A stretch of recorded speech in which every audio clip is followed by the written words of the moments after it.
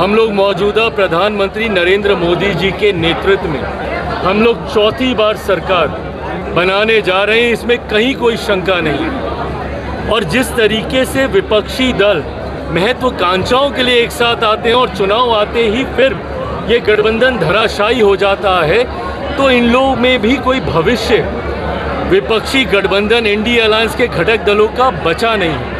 और यही कारण है कि धीरे धीरे इनके जनप्रतिनिधि भी प्रधानमंत्री जी में आस्था रखते हुए एनडीए का हिस्सा बनने की घोषणा करने का काम कर रहे हैं। तो ये इसके ऊपर जांच चल रही है, कहाँ लापरवाही हुई, कैसे, जानकारी का अभाव या क्या कारण कि इतनी भारी संख्या में भीड़ परीक्षा देने जाने को लेकर वहाँ पर आ रही है। और उसके बावजूद रेलवे में जिस तरीके से असुविधा हुई, ये तमाम विषय एक बार जांच हो।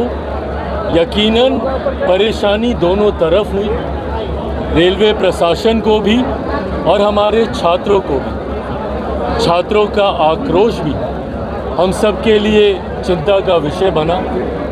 पर ऐसे में मैं मानता हूं कि छात्रों का आक्रोश अपने भविष्य को लेकर उन्होंने जो प्रकट किया वो उनकी चिंताएं हैं और मैं उसका सम्मान करता हूं। पर हाँ, ऐसी घटना घटनी नहीं चाहिए थी।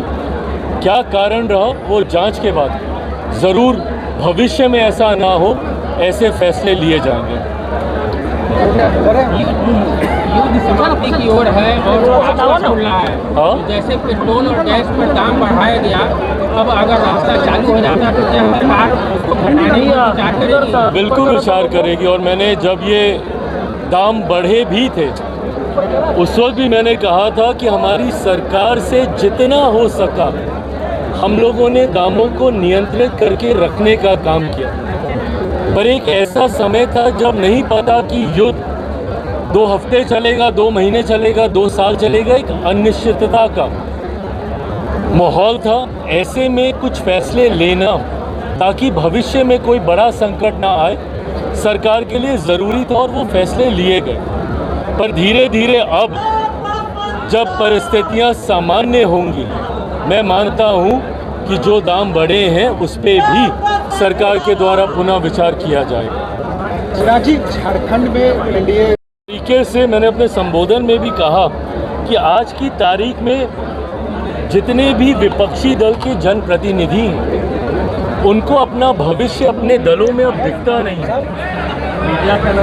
टीएमसी हो, पुनः उद्धव जी की पार्टी में जिस तरीके से चल रहा, आम आदमी पार्टी हो, धीरे धीरे करके ना जनप्रतिनिधियों का विश्वास अपने दलों में है, ना जनता का विश्वास अब उनमें रहा है। देखिए, ये बात सत्य है।